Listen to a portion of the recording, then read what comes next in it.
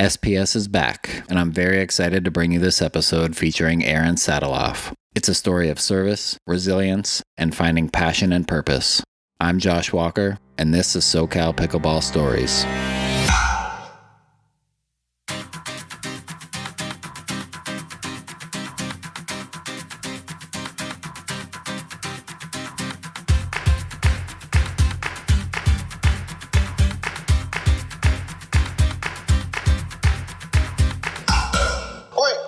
Why don't you tell me your name and what you do? My name is Erin Sataloff, and I am currently a full-time pickleball coach for beginner and intermediate players up to about a 3.5 level. So I actually have like 5 million employers at this point. So I work for the city of Los Angeles, and so I work for Encino Recreation, Woodland Hills Recreation, and now Chatsworth Recreation. And then I also coach privately every other day. I'm currently a 7-day-a-week coach. I'm coaching a combination of classes and private lessons, group lessons, different clinics, live ball. I coach for Warner Center occasionally. So I'm all over the valley all the time. That sounds exciting. It sounds very busy. It's extremely busy, which is why you can hear that my voice sounds hoarse. I am on court 7 days a week, and I have no self-control, so I don't say no, and I just coach until the end of time. It seems like you're giving out a lot of instruction. It's the best job in the entire world. Where did you grow up? I grew up in Chatsworth, so I haven't gone far in a full circle kind of way. I grew up in the Valley and then left Los Angeles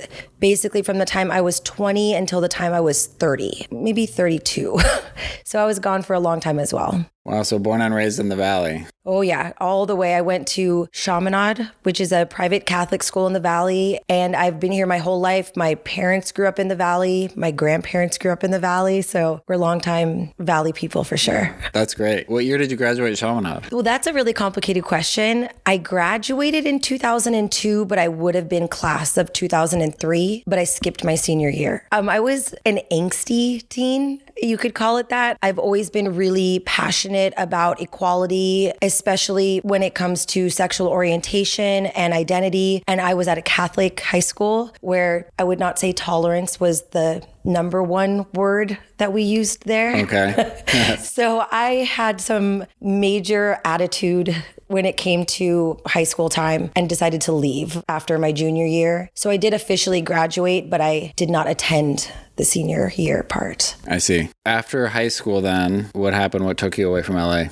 So after high school, I had no direction. I was only 16 when I graduated, which is crazy young for anyone to go into society. I worked full time. I went to junior college, but I had no real focus. And then I met some Army recruiters on my college campus. And that was the beginning of like the full next chapter. As ridiculous as this is to say, I used to be a boy crazy person. And those recruiters looked so pretty in those uniforms. And so, no, I sort of just thought I needed structure, and I found it interesting, the idea of traveling. The male aspect was not a bad thing for me at the time. And so I joined the Army when I was 20 years old, much to the surprise of my entire family, who did not have anything to do with the military. All were college graduates or had college attended and were working full time. So this was a shock. Wow. So just floating around kind of after high school and junior college and found an Army recruiter and thought, this is my path? Yeah, and I wasn't thinking this is my path, but I thought this is an experience that I would like to try.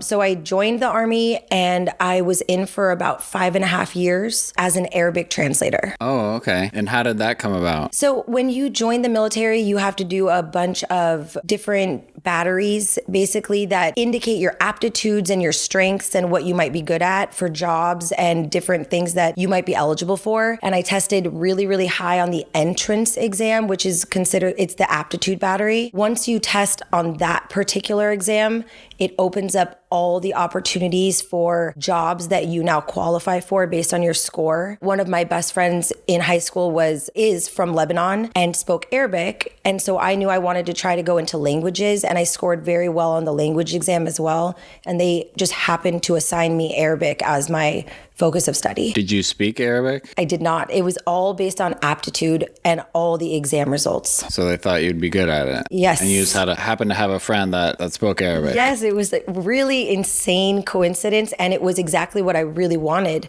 because I had always wanted to learn and speak with his family. And then that's exactly what happened. In your first year or so, can you just kind of walk me through how that would work with, I assume, basic training and then learning your job and stuff like that? Yes. So the Army is wild. You go to basic training, which, you used to hear on like the news or in movies, you go for 9 weeks. Well, it's a week of in-processing and then 9 weeks of training. Then you go to AIT, which is the advanced individual training for most people, but not for me. Because I was a linguist, I went straight to language school after basic training and did that for a year and a half. I really did just basic training and language school for the entire first year that I was active duty military. Whereas most people get basic, AIT, and then their duty station. I was in training for a much longer period of time. Because you had to learn the language. Exactly. And you have to learn it, pass the test at the end, qualify in all these different ways, and then you're allowed to go to AIT and then a duty station. So it was a long training process. All right, so let's back up a touch. The first week of in-processing is what? The first week of in-processing is crying. No, I mean, no, seriously, it's just like pure stress because you get to this place and you come in on a bus after you get off your plane. Sorry, where was this? I was at Fort Leonard Wood in Missouri, and I'm from Los Angeles. So this was already a shock in every possible way that it could be. You get off the plane, you immediately get onto a bus. They bus you into the base and you immediately start getting yelled at. Like within 4 seconds of the door of the bus opening, the drill sergeants come up, they start screaming at you, I think just to shock and desensitize you a little bit. And then you get changed into your military lounge wear, if you will. So they basically assign you physical training clothes, PT clothes, and you wear that the entire time that you're in processing, at least when I went in. It's like basically a pair of sweats and a sweatshirt and shorts and a t-shirt underneath. So you do paperwork the whole time. You have to open a bank account so they can auto deposit your paycheck. They make you go through financial counseling, mainly because a lot of enlisted soldiers come into the military and go absolutely insane with their first regular paycheck. They buy like the first used car they find right off base where everyone's trying to like swindle you. They get a million tattoos, there's a lot of beer. So they try to tell you ahead of time, like, please do not do this and sabotage yourself. Right. And just a bunch of paperwork, equal opportunity briefings, every type of mandatory information you can imagine. STD briefings. I mean, like literally everything. Right. So a lot of housekeeping, admin type stuff. Yes. And yelling and crying. And then so after that week starts the basic training. Yes. Can you talk about that a little bit? Yeah. Basic training is insane. If I was giving advice to my younger self, I would say go in with a pure sense of humor and do a lot of running before you go there. So basic training is a ton of physical training. They want to get you in physical shape so you can do push-ups, sit-ups, run, drag your buddy in case they get hurt, all of the things that you would imagine a soldier might have to do under duress. And then it's also to get you familiar with the weapon systems that they offer, how to use weapons safely, how to work as a team. You have a battle buddy that you're assigned, and you and your battle buddy have to do everything together. So people that never had to work together before, they're learning how to get along. It's obviously a really diverse group as well. So you're learning how to work with other people from different backgrounds, different cultures, different values, just to get through it, pass their PT test, and make it out on the other side without completely having a nervous breakdown. Yeah. And so what were some memorable workouts or drills that you had to go through? It sounds like maybe we would do a variety of things that would be interesting, but this is just not true. Okay. You are doing a lot of repetitive things. So the one thing that I thought was really fun was combatives training. You're in a giant pit full of like old pieces of tire and rubber. So if you fall, you don't get hurt. And it's like literally hand-to-hand combat, but you're doing it in a safe, controlled way. One of the things that we did was with pugil sticks, which are these long sticks that have almost like a boxing glove on either end. And you have to just hit each other and try to avoid being hit. It's ridiculous. And I can't imagine ever doing that in real combat. Right. It sounds like, remember the joust event in American Gladiators? It's exactly like that, where you have that stick and you're like hitting someone on one side. Oh yeah, it was ridiculous. The other thing I remember a lot from the physical training is the track that was made for conditioning. So it's a little softer of a track. It's got loose dirt and sand, so you don't have a clear way to push off with the foot. So it's way harder to run on that track. And so they just make you run and run and run until you're very, very sad. Honestly, it's really horrible. And then, so the whole time you're with your battle buddy and you guys are just kind of getting through it together? Yeah, and you're with your battle buddy and your squad and your entire unit that you're with. So you have your primary battle buddy. So if you have to go to the bathroom, your battle buddy goes with you. You're always supposed to be accountable for that person and they're accountable for you, just like you might be in an actual wartime situation. Mm-hmm. Everything is mental training in basic training as much as it is physical, in my opinion. Sure. Was the squad co-ed? Oh yeah, for me at my base, it was completely co-ed, which I think is very unwise, but maybe necessary. At many other places where they do basic training, it was still gendered. So like I believe there's basic training in like Fort Sill, Oklahoma, that's all male. Fort Leonard Wood, Missouri was co-ed. And so how many females were in your squad or in the whole base? Oh, that's a great question. God, I actually don't know. I feel like females make up about 30% of the force. And I feel like the demographic was pretty accurate. I was in an 8-person bay when we're sleeping. And there might have been 4 bays for the females. I know this was in 2006. I don't remember all of those details. No, all good. Yeah, just curious. And so like the sleeping arrangements, was that all co-ed as well? No, totally separate. The men cannot come into the female barracks. The females cannot go into the male barracks. I believe they were separated either by a door and they were half and half, or maybe we were on a different floor. But they definitely wanted to keep all personal engagement to a complete minimum. Yeah. And there was no commingling in that sense. Makes sense. According to the rules.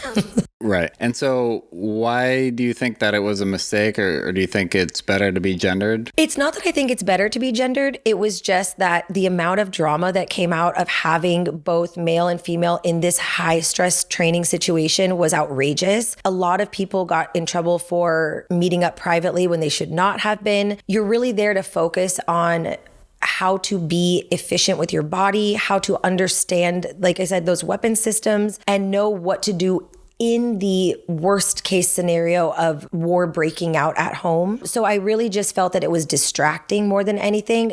It wasn't for me personally, but it was for a lot of other people. But you saw it. Yeah. I get that. And so, on a day-to-day sort of schedule overview, maybe like if people are getting together when they're not supposed to be, I assume you had some downtime, or like, was it just wall to wall? Okay, this is terrible. And you're going to just, it's so gross. But what would happen is, no, there's really almost no downtime unless it is like scheduled and monitored downtime. There's cleaning time, but you're in your separate bays, so you're not co-mingling at all. It would be more like if we went to the weapons range and 2 people had to go to the bathroom. I see. Yeah, it was kind of that like sneaky and then sneaky but getting caught all the time because people are not sneaky at all. So from wake up to sleep, it's all scheduled. There's no downtime. Yeah, the only time I actively remember having downtime, and I wouldn't even call it that, is we had to go out into the field and build these hasty fighting positions. It's a ridiculous name. What it means is you have to dig a hole and lay in the hole because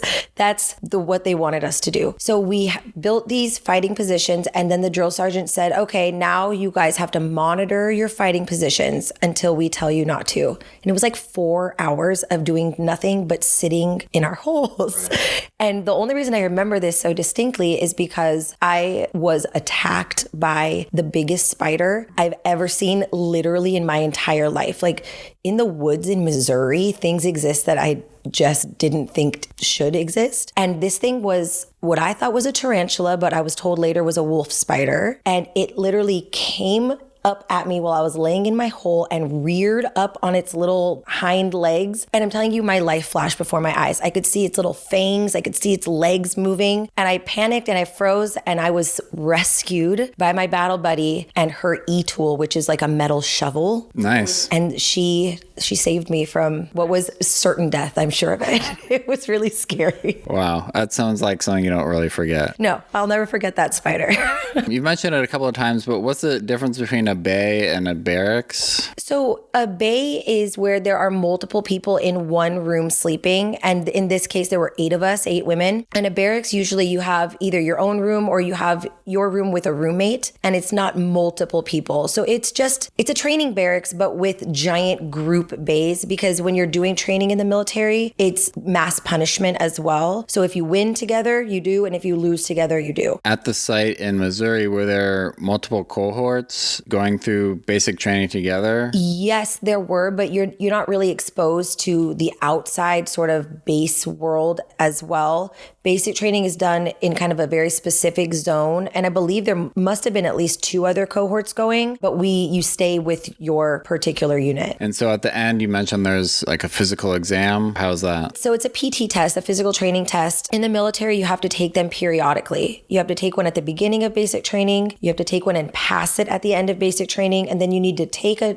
PT test and pass it every 6 months to a year when you get into the real Army. It used to be 2 minutes of push-ups, 2 minutes of sit-ups, and then a 2-mile run with 10 minutes in between each event. And depending on your gender and your age, you had to do a certain number of each repetition, and then you'd have to run within a minimum or up to a maximum amount of time in order to pass. Okay. And so when you first come in, you're obviously not expected to pass, but it's just to sort of gauge your progress. Exactly. So you come in with that initial test and they just want to see like, how much work do we have to do? And you'd have some people would come in after being high school athletes and they would just fly through the test. And then you had a ton of people come in where they hadn't done a ton of physical stuff in the past, or maybe they had done, like for me, AYSO soccer and nothing that was going to significantly help me. And so I had to really push the physicality of basic training to make sure that I passed that exam. And what happens if you don't pass? You don't graduate basic training if you don't pass your PT test. You'd have to stay, and they call it like rolling back into the next class. Maybe you only go back a week, depending on if there's another cohort behind you. Some people have to go back several weeks, and then they have to take it again until they pass. In the real Army, though, if you don't pass your PT test, you are not eligible for promotion. You get flagged, so you can't get promoted. You can't go to specialty schools. There's a bunch of restrictions that happen if you are not deemed physically fit. And at the end, you passed your PT test? I did, yes. And my weapons qual, everything, yeah. Awesome. And what's the weapons qual? You have to just be able to go through their weapons course, essentially, doing static and then pop-up targets. You have to meet a certain number of requirements, hit a percentage of targets in order to qualify. Gotcha. And so what was the next step for you then? So after I graduated basic training, then I went straight to Monterey, California to the Defense Language Institute, where you go into a 1-month company there. A company is kind of like a unit, and it's just to integrate you into the facility so you don't get there and go crazy. And I keep emphasizing this because soldiers go in and they're so young and they have all of this responsibility, all this pressure, but they're also getting paid and they have no bills because you don't get a car when you're that junior. You're having your housing and your meals paid for. So they want to make sure you get there and you have self-control and that you're not going to start acting against your own interests ultimately. And then after that, you go to your main unit where you spend the entire rest of your time in language school. So in that, you mentioned was like about 1.5 years for you? Yeah, I think I started in August of 2006 and graduated in December 2007. And you spent all that time up in Monterey? Yep, the entire time studying Arabic, full Arabic immersion, Arabic culture as well, studying Islam and how that works into society, everything that you really need to know to effectively translate Arabic and English. Mm-hmm. And all that was done on an U.S. Army base? Yep. And it's a joint military base. It has all the different branches, and it's a full military language facility. So they teach every language you could imagine there. And in Monterey, so was it nice up there? Oh, I'm telling you, best location in the entire world other than my next location. Monterey Barracks you can see the ocean. I was 21 I had turned 21 while I was there, and you can just walk down the big hill to the bars. It's Franklin Hill. It was the best assignment ever. At this point, I assume there's off days and downtime. There is, yeah. If you are doing well in your classes, you're basically working kind of a 9 to 5. As long as you are doing everything you're supposed to, you get done by about 4 p.m. and you have most weekends off. I believe every holiday we got a 4-day training holiday weekend. They know it's stressful. You're trying to master a language that is, especially Arabic, Chinese, Tagalog, all these really difficult languages. And you're trying to do it in a very short period of time compared to other professional linguists. So they make sure you have time down. Really, for me, that was spent partying. Listen, I was 21. Yeah, no, I get it. You can't tell today because of my hoarseness, but I actually really like to sing and I'm a pretty decent singer. And so I did a lot of like the karaoke bar that was downtown, but we also showed up every morning to our physical training. We passed all of our exams. It was kind of like being in college. Yeah, that sounds like an exciting time in your life. It was definitely exciting, but the problem is that I didn't feel well for a lot of that time. And I had tonsillitis 5 times in a year, which is really strange. I had a bunch of weird things going on and I kept telling the doctors, like, I don't know what's going on. And they thought it was that I was just really stressed out, which I can understand. Like, I'm young, I'm in the military, I'm doing this language stuff. So once I graduated from the Military Language Academy, the Defense Language Institute, I had to go to Texas for training. And then my health really took a weird turn. I ended up developing a heart murmur. I had like extreme fatigue and I was only 22. And basically the doctors really insisted that I was just stressed out and that stress was causing all of these physical symptoms, but that turned out not to be the case. So while I was in advanced individual training, just learning how to use certain systems that I would need, which I really can't talk about that actually, I found out that I had tumors all over my thyroid. I went and saw a surgeon and the surgeon basically said, it's probably cancer. You have to have the tumors taken out no matter what. So let's schedule your surgery. And my military commander said that without definitive proof that the tumors were cancerous, that I was going to have elective surgery and that I was not allowed to have the surgery. Wow. Yeah, so it was really just a weird, really stressful time, even though I think it should have been a lot more fun and exciting. The physician who said it was probably cancer, was that a military physician? No, and it's a really weird kind of complicated system with the military and medical. If they cannot handle or if they do not have the resources or the availability to do something on base, they will refer you out onto what they call the economy and you go see a civilian doctor. So this civilian doctor is the one that said, hey, we've seen that you have tumors. You need to have them taken out. And it was then my military commander, who is in no way, shape, or form a medical professional, who said, well, if it's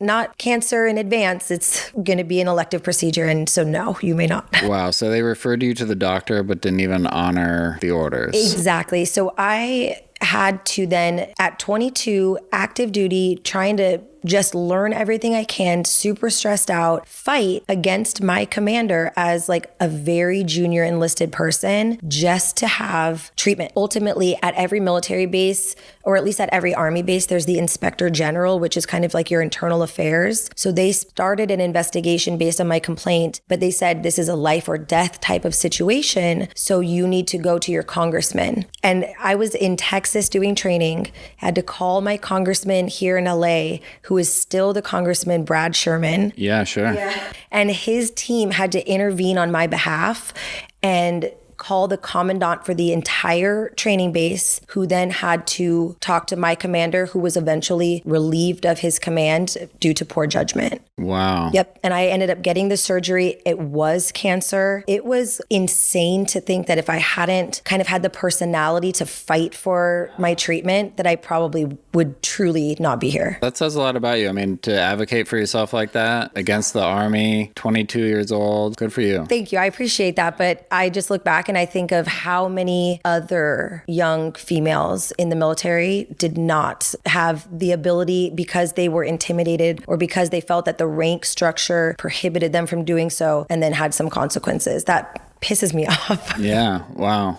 Well, that's great. That's great to hear. I'm glad you're able to talk about it today. Yeah, thank you. I appreciate that. It was wild. That surgery happened in Texas? It did. It happened in Texas. My surgeon was 450 years old. And when I first met him, I was absolutely sure that I was going to be left with like a very strange looking scar. But he had the best hands of anybody ever. I'm sure it was his many years of experience. And he did the surgery. No one can even see that I have a scar. They never would have guessed that I've had surgery there. So yeah, it's pretty amazing. I was very lucky. And so after that ordeal, what did your active duty after training look like? Okay, I have a tiny story about this because it's one of the more satisfying moments of my entire military career. When you're in training, everyone is waiting like with bated breath to get their orders to see where they're going to get stationed. And some people want to go back near their houses, where their families are from. Some people want to go overseas. I wanted to go to Germany. I really did. I aggressively wanted this assignment. Something had happened in the past when I was in training in the language academy that made me think that maybe I was going to get it. Basically, somebody needed a big favor from me. I did the favor and they said, I will do my best to advocate for you to get stationed in Germany. There was this one girl that did not like me in my training class. And every time the unit assignments came up, she would tell me, she's like, you're never going to get Germany. You're not going to get Germany. You're not going to get it. You're going to go to Fort Hood like everyone else. You're going to go to Fort Hood. And I don't know why she was so rude about it, but she was. And when the day we got our papers with our assignments, I didn't say anything. I just sat there because I read that I was going to Germany and I was legitimately thrilled. And she had already said she got assignment for Fort Hood, which is in Texas, in Killeen, Texas. Eventually she turned and she goes, so will I see you at Fort Hood? And I had the distinct pleasure of telling her that no, I would be going to Wiesbaden, Germany and not to Texas. Wow. And that is where I spent the entire rest of my time in the military. As an Arabic translator in Germany. As an Arabic translator in Germany, doing a remote mission in Afghanistan. If you know anything about Afghanistan, Arabic is not their dominant language. So it was kind of like a running joke between me and all the other linguists that didn't speak Pashto, which is the actual language primarily spoken in Afghanistan, because we didn't have a lot to do in general. I had French linguists, Chinese linguists, another Arabic linguist, a Russian linguist, all assigned to a unit that was running a mission for Pashto translation. Describe what the remote mission means. So basically, we had boots on the ground and other entities in Afghanistan. And we were using all the technology that was at our disposal to evaluate information that we were getting from those players in country and then giving information back to the people on the ground. Really, it was like we were there deployed on mission, working mission hours, which sometimes was 18 hours a day, but we were just doing it from a skiff, which is a top secret room essentially in Germany. It was wild. Yeah, that's something that, I'm just trying to think about all that. And you said you had other linguists that spoke all those different languages just in case something would come up. That's it. Yep. And I really can't go into like a lot of detail about how that might have come up. Sure. But yes, you're there in the event that you are needed. I see. And so you're doing another job, another type of job while you're actually working, since you are not needed for direct translation. What did that look like? Monitoring technology. I can't really say more than that.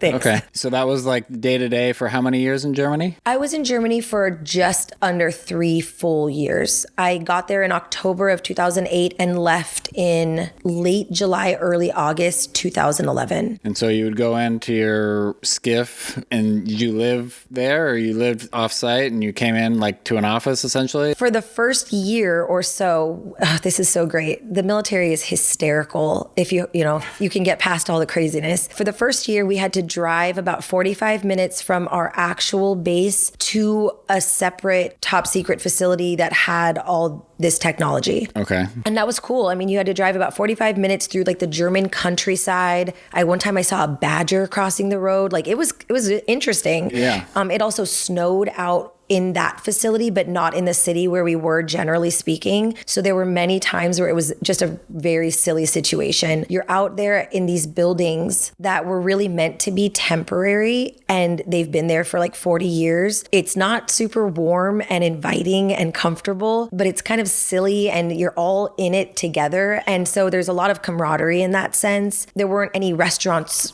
anywhere nearby. So you had to bring your food in, and there were a lot of pranks because you're in the military. And so it was a fun situation when we had to drive out and do the mission. Sometimes mission would be at 2:00 in the morning. Sometimes we would work from 8 p.m. until 7 a.m. and then go back and do physical training. So it was just a really extreme type of lifestyle. But then they decided that they were going to spend literally like $1 million to put in a skiff on the base. So we didn't have to drive and commute anywhere. But it's the military, so things don't go exactly as planned. And they did two really funny things. They put our skiff on the first story of our company building, which also has an aircraft hangar because we used planes. And they put it in the building in such a way that if the planes were running and starting up, that all of the fumes from the jets would come into our skiff and make everybody feel a little weird. So they had to fix the flow, and they had to do all this like duct work after the fact. They also installed this like 4-inch thick steel door on the outside. All seemed normal, but on the inside there was a whistle. And so if you were working on the inside of this building where you had to be for 6 to 18 hours a day, you had to sit through a constant whistling sound when the door was secured, which was 100% of the time. It whistled because the airflow or something? Because they did something incorrect with this steel door, that when it was open, it was fine. But when it was closed, some little pocket of air was coming through and torturing the people inside. So people were getting rabid. They were starting to like verbally protest going in, and it became to the point where people were angry, just flat out mad. Like this sound started to make people angry. So there was a lot of turmoil and a lot of back and forth and construction that had to be done secondary, and then a third time and a fourth time. This is just ridiculous. And this is the military for you. It sounds a little annoying. It's really all of the military though. It's the same story everywhere you go. I gotcha. Planning and execution are tricky. I assume since you wanted to be in Germany, that you like Germany, you had some sort of connection there? I really just wanted to go to Europe. I wanted to experience a totally different lifestyle, a different culture. I thought it would be fun. Everyone told me that when they had been in Germany, it was like the best duty station ever. And it really, really was, except that I was working a mission. So I was working 6 days a week, up to 18-hour days, and I didn't get a lot of time off for myself. I definitely saw my local area of Germany, and I attempted to take a 30-day vacation one time. The word attempt is really key there because it did not happen. I planned and went on a 30-day vacation with an ex-boyfriend, and the day before a road trip across Europe, this guy told me he did not have a driver's license. Oh no. Okay, let me just tell you, that was a very interesting conversation. I drove from Germany to Paris as our first leg. And as we like crested over this magical hill, looking over the city, this freaking guy realizes that he had not packed his passport. Oh my gosh. I don't even know at this point what to say because I'm thinking like, it must be a joke. Like this sounds like the beginning of like a sketch of some kind. No, we were on a 30-day trip with no passport for one of the people in Europe. So we went to Paris. We had a great time for, I think we were there for 5 days or so. And then we had to fly to England. And this is where I was stressed out because without a passport, England is not part of the EU. Like this was a little tricky, but the best thing in the world happened. We happened to be going through at the same time as a NATO attaché was going through security, and we had our military IDs. So we just like walked right behind them, and they asked if we were part of NATO, and we said yes. And they said, okay, great, come on through. Thank you for showing us your military IDs. So we got really lucky, and that is where the luck ended because we went out to dinner that night and I got what I thought was food poisoning. So I woke up miserable, as you can probably expect, and I went to the hospital. I was told, go hydrate, you'll be fine in a day. But if it gets worse, come back. Long story short, it got way worse. I ended up being hospitalized for 7 days with Campylobacter poisoning, which is like a waterborne bacteria that you can get off of like bad lettuce or like in other countries. Like it was so ridiculous. Most people only have mild symptoms, and I ended up literally hospitalized for a week, had to be isolated for 2 weeks because then you can technically be contagious. The rest of my vacation was completely canceled. Oh, no. And I had already been to France and England once before with my family, so I saw nothing new on my European extravaganza. Oh, that's too bad. It was, it was par for the course. Yeah. No driver's license, no passport, hospitalization. Like, what are you going to do? You finish up your time in Germany, a couple years, spent there working. And then did your time in the Army come to an end? Your contract was up? How was that? So I had a medical situation come up, and I made the choice to leave the Army because of that medical situation. And so I did. I got out, and I think they all realized, like, yeah, I had kind of a rough time. Yeah. So I left the military at the end of 2000, like middle end of 2011, and moved back to LA for a year, where I went to community college just to bide time, really. At the end of that year, I was getting married at that point, and we were going to get married in October of 2012. So we did. And then I moved with him up to Fort Lewis, Washington, where he was stationed. Gotcha. And then I went up there and went to college. And so that was the next big change that happened. Sorry, the fort was where? In Tacoma area of Washington State. Yeah, it's Fort Lewis McChord. It's a joint Army and Air Force base. You guys moved up there. What happened then? Oh boy. We moved up there, and the very first thing I did was go to the Humane Society and adopt 2 kittens before we even had signed for a rental house, because I knew it would take a couple of days to get the kitties. Okay. So obviously my priorities were very clear. Yeah. I wanted those cats. So I went up, sorry, Christian, if you ever hear this, but it was the same boyfriend who had not had a driver's license and who had forgotten the passport. So you ended up marrying him? I did end up marrying him. Wow. And nothing really changed based on those 2 examples. He did not ever choose to get a driver's license. So I actually drove him to base every day at 4:30 in the morning so he could get to PT by 5. Then I would come back where my house was and go, because I used to do CrossFit, and I would go to CrossFit at 7 a.m. Then I would go to school all day, come back, pick him up at the end of his day, and then come home and study. And I did that for a year and a half, and then I graduated really quickly because I worked extremely hard. Yeah. But it was tricky because I had to do all the driving. I felt like I had to be the boss all the time. Yeah. I felt like I was almost like a mom. It was really, that's not fun. It was no fun. It was not fun. So we didn't have kids or anything like that. And after I graduated from the University of Washington with a 4.0, nice. I was very proud of myself. I went to grad school, just like a little personal thing. All that time we had seen a marriage counselor, and there were a lot of issues with alcohol use on his part. And so we ended up separating, and we never got back together. I see. Yep. And I went to grad school then. And then I was at UC Davis for a year getting my PhD. Oh, wow. PhD in what? Going for a PhD in sociology, specifically with an emphasis on socioeconomic status and education, and then how that leads to literal physical safety for those who choose to join the service. I did a year, did really, really well in my program, but I absolutely hated it. So I left. And after a year, I moved right back up to Washington State, but not with my ex. You never finished the PhD program? No, it on average will take about 8 years to get a PhD in sociology. There's so many steps. You have to do a dissertation, you have to defend. It's just an incredibly challenging, long program. And if you do not love it, there's no reason, I thought, to spend almost a decade of time doing something I did not love. Yeah, makes sense. And also just coming from the perspective of I had already survived cancer. I had already done military service. I knew what I wanted, and it was not that. What was it that you wanted? That is a good question. I didn't know what I wanted until 2020,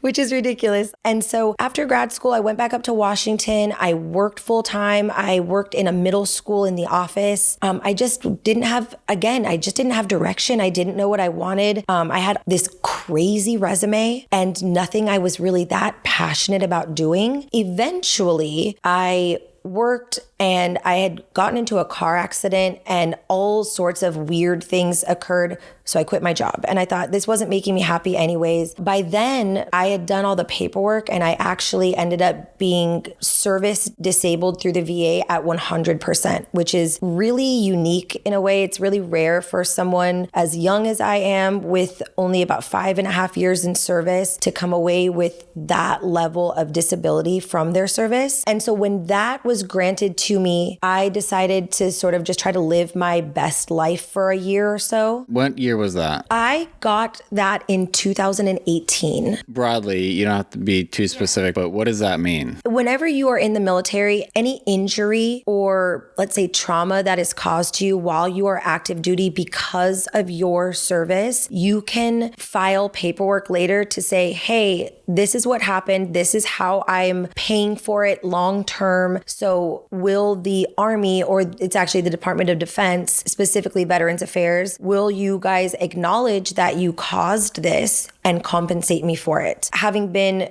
a cancer survivor where obviously I had to fight for my treatment. I had a labral tear in a shoulder. Both of my knees have sustained some injury. So there was a lot of stuff that I said, hey guys, like if this is your policy, I would like to be compensated. I worked really hard and you guys tried to kill me once. So please, pay me. And they agreed. They said, oh yeah, whoopsies, sorry about that. But yes, we acknowledge that we did this and we are going to grant you this amount. It's complicated because everything that you file for is based on some sort of percentage of disability. So when my shoulder was the first thing, they said, oh, we're going to grant you 20%. And then they added on for each knee was an additional 10%. And it kind of builds like that. So getting 100% is very unusual. Wow. Good for you. Yeah. I mean, I think obviously you wish you weren't, injured. Right. Yes. But I'm glad you're being compensated. And I'm glad that it seems to have, at least some sort of a positive outcome. Yes. I would prefer not to have any part of my body be injured and not have endured any, trauma or anything in the military. But I think it's important that veterans then hold the military accountable because a lot of the injuries that happen, a lot of the trauma that's happening is preventable. And I think if the military treated soldiers and airmen and seamen and Marines better, we wouldn't have as many injuries and mental health crises and then suicides after military service. So I think holding them accountable for me was my primary motivation. But yes, I appreciate being compensated as well because there were definite things that should never have occurred. Taking sort of a preventative route you think would be more beneficial than just paying later. Absolutely. I mean, not to be sad about things, but I lost a client last week to suicide, which is extremely devastating and heartbreaking. But it wasn't my first time experiencing that type of loss because there are 22 veterans a day that commit suicide. And that is reactive. We are reacting. And if we could prevent some of that, if we offered better mental health care, if people weren't living with chronic pain because their bodies were not abused by the system, we would not have as many cases of suicide as we currently do. Yeah. Wow. You're granted the disability. You decide to live your best life for a year. Yes, I did. And that, by the way, involved buying a horse, which was my lifetime little girl childhood dream. So I did. I bought myself a horse. And where was the horse? What city were you living in at the time? I was living in Puyallup, Washington. I bought the horse in Washington from a friend of mine. I kept the horse at the barn that he had already been raised and living at. I owned him for a little bit less than a year because ultimately I ended up moving back down to Los Angeles and I just couldn't take him out of his environment. Yeah. I didn't think it would be fair to the horse to go from like Washington weather and a barn that he had been at for 10 years to bring him down to like Southern California with fire danger and heat. I just don't think like for an animal that would have been fair just for my own personal pleasure. So I sold him right back to his original owner, my friend, and he lives his best life.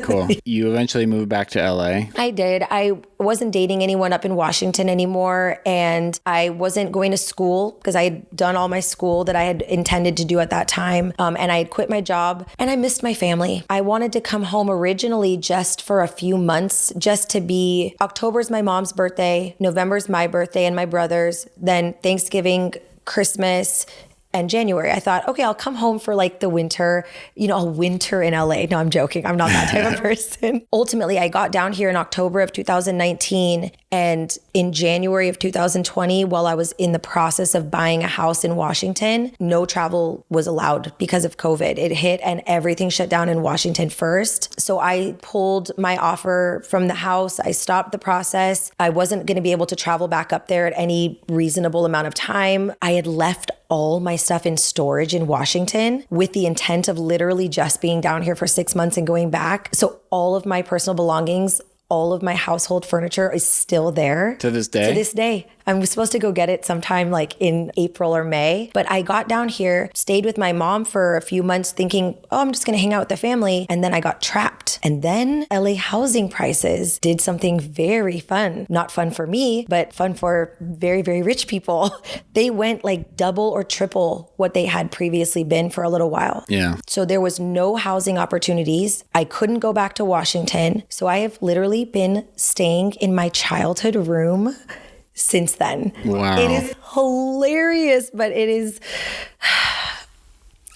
There are challenges associated with that. Let me just put it that way. Yeah, I bet. I had to paint. The room was like burnt orange and now it's a gray. So you're back in Chatsworth? I'm back in Chatsworth and I would like to eventually buy a house and relocate. But the problem is that in the middle of being trapped here, I discovered pickleball. And that's how we come full circle to how this podcast kind of came about, right? For me, being here. So it's early 2020. Yeah. And you're in Chatsworth. And I'm in Chatsworth. And then how did you discover pickleball? My mom and I were doing something very bad. We were playing tennis. That's not bad. No, I'm just teasing. So we decided to take some tennis lessons. I had played as a kid, but I wasn't really proficient. I wanted to be more active. My mom's fun. We decided to do it together. And then my mom injured her shoulder and could not play. And I had been watching the pickleball people. So tennis court is on the left, the two pickleball courts are on the right in Chatsworth Park. And I saw like all these people out there having literally the best time ever. And I was out there like struggling to be a decent tennis player. Even though it was fun, it felt like a little bit of a punishment because I'm 5'2" and I'm not built to like speed run.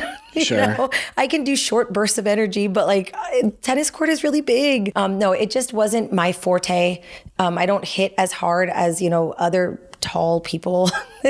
So I asked the pickleball players, like, firstly, what are you doing? And how do I also do this as well? Because this looks like a good time. Are you a private group? Are you guys just like a group of friends? And the answer was, we're playing pickleball. This is a public group and you can join us anytime you want. And I did. I started playing 3 to 6 hours a day as a brand new beginner. And then in my first year of playing, I did 18 tournaments. Wow. Yeah. I kind of hit the ground running. Jumped right in. Really, really hard. And so you started playing at Chatsworth Park? Yeah, Chatsworth Park South. I know when I started playing, there was a couple of guys who kind of gravitate more towards being a mentor, helping people. Were there people like that for you? Yeah, there were. In fact, there were two people in particular, Sue and Saeed. They were a married couple, and Saeed and Sue started pickleball in Chatsworth. They really started it in Woodland Hills, but due to some housing and noise issues, they ended up shifting over and advocating for pickleball at Chatsworth Park South. The nicest humans that you could ever imagine. I still see Sue once in a while when I get a chance to play. But unfortunately, a little over a year ago, Saeed passed away. And he was truly like beloved in our community. One of our members made a rack for the paddles, and it's really well crafted out of wood, and it's dedicated to Saeed, and really like his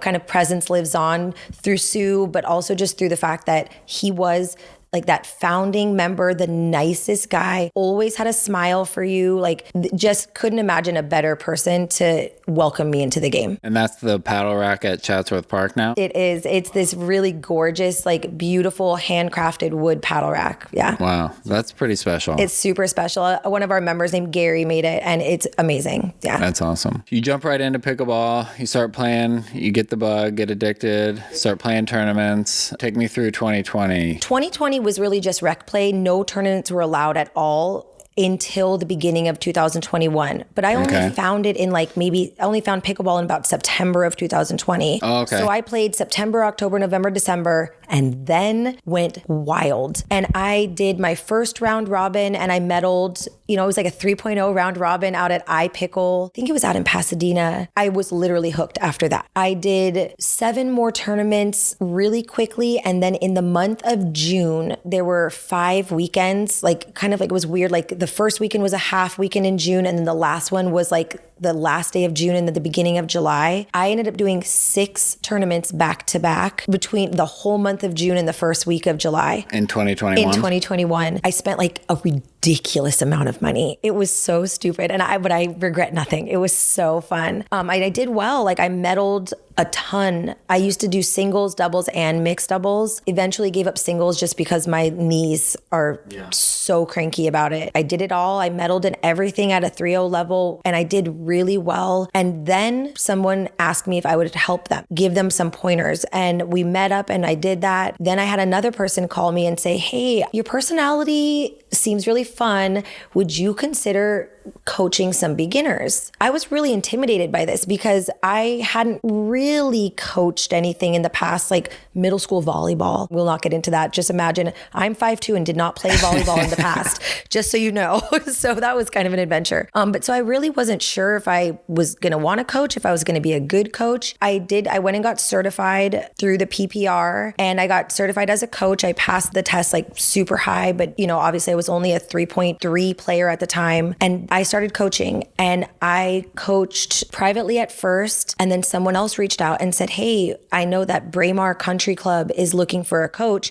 Do you mind if I recommend you? And I started working for Braemar Country Club. And then someone else said, hey, Woodland Hills Recreation is looking for a coach and we really like you. Would you consider working for them? And that is how I ended up with 5 or 6 different bosses. And so you mentioned that you work through the city, through some city park and recs departments. Yeah, 3 of them. What programs are offered through what cities and like how people can find that? Oh yeah, no, that's a great idea. So basically through lacity.org is their general parks and rec, or rec and parks, by the way. I've been corrected. We all know the show Park and Rec, so we all say it, but it's actually Rec and Parks, which is irritating now. They all were getting demands for pickleball. So I offer a beginner, which is like an intro to pickleball class, an intermediate level, which when we're talking about tournaments, this is not related to our tournament level of play as far as intermediate goes. This is just progressive. So if you do a beginner pickleball class, the next class is considered to be the intermediate level. And when you are comfortable with skills, I also offer an advanced guided play. And we're still talking all within really beginner to advanced beginner for the general pickleball population. Yep. So I offer all 3 of those classes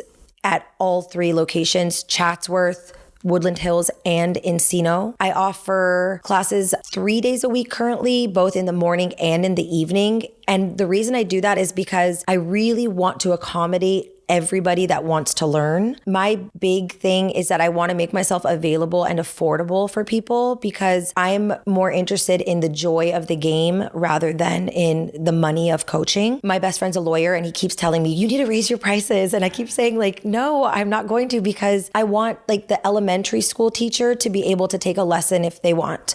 I want the college student to be able to take a lesson, or I want the family of 4 to be able to take a lesson and not be priced out. But that's why the classes through the city are so good, because they're super affordable and they are both in the morning and in the evening for everybody's schedule. Wow, that's great. It's so great. It's really, truly lucky. I'm super, super happy with my life right now. And so your main clientele are beginners, advanced beginners, people just starting out in the game? Definitely a lot of beginner players that want to just get the introduction, and then a ton of people who have been playing and want guidance in their games. So I have, my classes are so wild. They filled up, the registration for Woodland Hills filled up in 22 minutes, and the registration for Encino filled up, I think, in 26 minutes this last round. And that's for a set number of classes? Yeah, it's for like an 8 to 10 week class, depending on the location and which day of the week with holidays. And the registration opens and you can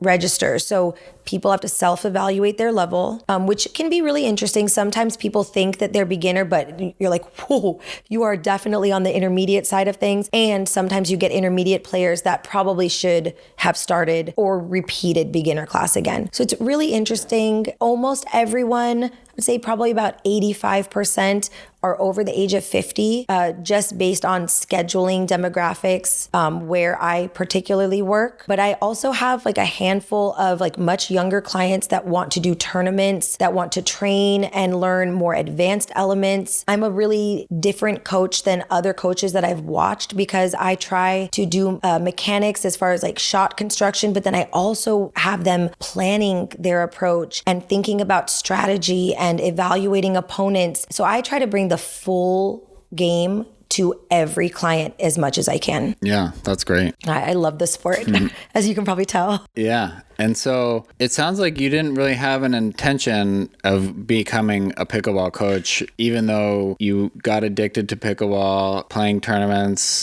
sometimes back to back weekends. Yeah, foolishly. It never really crossed your mind until you started getting asked. Yeah, and that's what was kind of amazing. I really wanted aggressively to like get up immediately to a 4.0 level and then climb up to 4.5. And then, I really wanted to focus on being a player. I think like competing and going out there and drilling is so fun. I love it. I had zero intention of coaching at all. I had planned to just be essentially retired through the military and try to live a life of low stress, mainly because my body clearly does not respond well to high stress situations. But when I started to coach by request, I just fell in love with the process of coaching. And I started to prioritize coaching and being with my clients over my own play and my own drilling. And I'm only just now trying to find kind of a bridge between both of them. Yeah, interesting. I think that speaks a lot maybe to your personality and to how you relate with others. Yeah, I know, I agree with that. I really like people for the most part, and I really enjoy helping people. And I guess the way I articulate information, people have responded really positively to. I try to break things down. And I guess I really just enjoy helping people feel like self-satisfied as well. There's almost nothing better than when a client makes a shot that they did not think that they could make, but you had just taught them something. I just had a lesson with 2 women on Thursday, and we were focusing on drives low over the net. These women both tended to drive really aggressively and high, and they know the risk of this, right? And so then working with them mechanically on their form and what they're looking for and what the consequences, and getting them to understand the game as well as being able to execute a skill translated into them performing 10 times better than they had previously been performing. And that to me is extremely gratifying for my job. Absolutely. I really, truly love to coach. It's amazing. Yeah, I mean, I see your face just lighting up, when just thinking about coaching or just the game in general, so I can tell. I did not think in the past, prior to learning the game, that I was going to find something that I was genuinely like so passionate about. I am a passionate singer for sure. I used to perform a lot. I actually sung in the military a little bit on a professional level. It was like more nerves than it was pleasure. And I knew I didn't want to sit in an office and work. My body hurts when I do that. And so to find something that I could physically do that I really enjoyed to actually do myself, and then to feel like very, very, very satisfied by working with others. I just didn't expect it. I didn't think that I would ever have that kind of relationship with a job. What do you think it is about pickleball that grabbed you like it did? I think the first thing is totally a selfish thing, which is like, I am 5'2". I'm like short and like powerfully built. Listen, that means thick, guys. That means thick, but muscular thick, right? No, I'm just teasing. But I really didn't have a sport in the past where I personally excelled in a team type sport. I was an excellent equestrian, but I didn't have an actual physical sport that wasn't like $1 million to play, because horses, guys, are like the most expensive thing on the entire planet, other than maybe children. And so this was the first time I felt personally empowered by my own skills on the court and things like that. So I think that's where the initial joy came from, is like, oh, I was learning fast. People were like wanting to play with me. People were complimenting my game, and I was brand new. So I was like, whoa, what is happening? Like, this is a wonderful surprise that I can actually do this. And then once I was able to do it and feel really good about my performance, I think the acknowledgement from others that I had something to offer was like really emotionally satisfying for me, because it kind of felt like life before this was really aggressively like struggling, a lot of anxiety, working but not being happy or satisfied. So maybe I've answered your question. This is all great. Yeah. Yeah. My ability to play, and then the way people responded to my personality, where in the past, maybe I've been told that I was bossy or too assertive. Like I said, when I was in high school, I was, and still am, very passionate about gay rights and about, reproductive rights. And I think people kind of saw me as like hard and edgy, and not in like a cute way, and that's not really who I am. I'm very passionate, but I'm really fun, and I have a big personality and a sense of humor, and people were seeing that, and they were responding to it in a positive way. I think all of that together is what made this seem so exciting, and it has not stopped feeling that way. That's awesome. Yeah, sports are a powerful thing. Yeah, they are. And pickleball, being that it's so community driven, that power is sort of amplified, I think. Absolutely. And the personalities in pickleball are just a little different. Like, yes, people are very competitive, but people are really, they want to have fun as well. They want to support, they want you to hit an ATP. There was just a discussion, I think, on the kitchen on Facebook about, I hit this amazing ATP, and the lady on the other side like rolled her eyes and she wasn't happy for me. And I took that really personally, and that post made me laugh, because I said, yeah, that sucks when my opponent or my buddy across the way hits a great shot. I'm excited for them. Yeah, I want to win, but I'm also really excited to see a crazy shot happen. I'm excited to see a tweener, it's a fun, joyful game that you can also go really, really hard at. You got to give respect to great shots for sure. Yeah, exactly. Well, that's awesome. Do you think your military training and background has translated into your coaching at all? I think my ability to lead groups and my lack of crippling fear of public speaking, I think that did have a lot to do with my military experience. I think being assertive and being able to command attention from, 16 people, and I'm the only coach. I think that definitely came from, being a squad leader, being a sergeant, and having a lot of that background. But that has just kind of been my personality. I've always been that assertive person, but this was an opportunity to be assertive in a really positive and fun way, not in a stressful way. And through all your group classes and I guess your private lessons too, it seems like you've developed quite a community in the Valley. Is that right? It is amazing. Yes, I have developed a ridiculous community of clients, friends, other players. But what really secretly makes me the happiest is when I have someone call me to say, I was at dinner and I heard the people next to us talking about pickleball, and you are also their coach. So this has happened like 5 or 6 times where I'll get a client calling me saying, we were just somewhere and somebody was talking about pickleball with you, and they're happy having the best time in your class. And so that to me is insanely cool, where I'm like, I don't need to be a pro. I don't need to go out and be, worshipped, by people at all. I want people to appreciate that I am literally putting in as much effort as I can to improve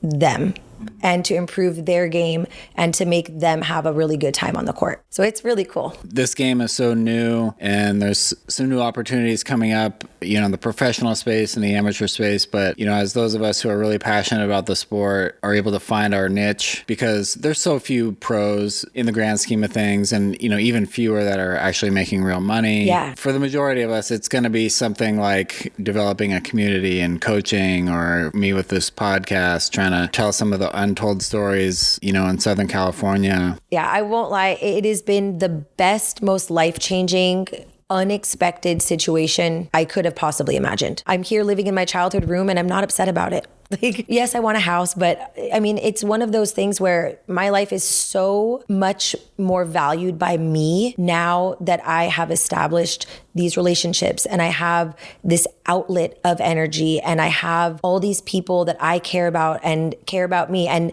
that's what I'm hearing from all my friends, whether they're coaches or just players. It's that their community around them through pickleball has enriched their lives completely. And I think that's about the coolest thing ever. Well, yeah, you certainly have seemed to have found your niche and really taken your love of the game, and made such a success story from all the hardships in your past, have come and really worked out. Yeah, I mean, and I want to be clear, like my past had some like really weird, crazy things happen, but like as a whole, I've had a really, really good, lucky life. I was raised in the Valley. Again, I went, I was fortunate enough to go to a very excellent school. But yeah, no, I definitely had to like deal with some major obstacles, and coming out on the other side, this feels like a bonus in a way. And I'm only 37, so this is like a weird perspective to have at this age. But like coming out at, 34 and having a pension and not having a drive for something was just a weird kind of limbo to feel like I was in. And now I'm in no form of limbo, and I know exactly what I want, and I know exactly how to get it. And I'm doing it every single day. I'm very lucky. A couple of weeks ago, you had actually DM'd me and asked to be featured on the show. Yeah, I thought your podcast is cool. Very early in the existence of SoCal Pickleball Stories. We talked on the phone and it seemed like it would be a great fit. It's exactly what I'm looking for the show. And so why did you do that? Honestly, I saw your feature on Angus. I just thought it was really interesting. And I think it's important that we have awareness of like the greater pickleball community. I think like for me, I honestly have as many clients as I can personally handle. So I'm not on this podcast, like, to plug like my business. I've absolutely. Got it. But I would like to raise awareness of the sport. I want women that are in the sport and doing well to be noticed, especially people to see that like you don't have to be 25 and 5'9" and like the fittest person on the planet coming off of the tennis circuit to start playing pickleball and to try it. And I just think I represent a lot more of the general female population than maybe we're seeing, when we're watching the pros play. And I think that's really been helpful for people that I know. They're like, oh, wait a minute, you look like you can do that really well. They're like, I look like you. I can totally do that. I have lots of women that are like, oh no, I see now. You can hit that shot. I can try that shot. I just want to bring awareness to the sport. I want, especially women, it's true, to see that this is a sport that they can play. It's team-based, so you get a community. And I also really, I think selfishly want people to have a little more awareness of who I am as a person. Because I have a very strong personality, I want people to sort of understand like that, like passion is in all of my life. It's not just when I'm frustrated or when I'm really excited. So I think people getting to know me a little bit better is helpful, and just to spread the love for the sport. Excellent. Well, hey, thank you for your service. I appreciate that. I'm glad you found pickleball, and I'm glad it's enriching your life. And I'm glad because of that enrichment, you seem to be enriching the lives of others by introducing them to the sport and, leading them in classes. So yeah, it sounds like things are going well for you. Thank you. I really appreciate it. I really appreciate you having me come and have, a talk with you on your podcast. And yeah, you're absolutely right. I think being able to enrich the lives of others because you feel good is like a very amazing privilege to have. So I'm extremely lucky. So I always finish up with a little speed round. Drop or drive? Drop. Tournament or rec? Ooh, tournament. Playing during the day or the night? Day. Left side or right side? Right. I say that with an asterisk. Singles or doubles? Doubles. Mixed or gender? Gender. Dura or Franklin? Oso. Dura. Oh. Oso. Favorite shot? Backhand slice drop. Favorite drill? I really like a fast hands drill. And favorite courts in SoCal? It's got to be the Newport Beach Pickleball and Tennis Center by far. Well, Erin, thank you so much for coming on the show. Yeah, thank you so much. I appreciate this. Thanks for listening.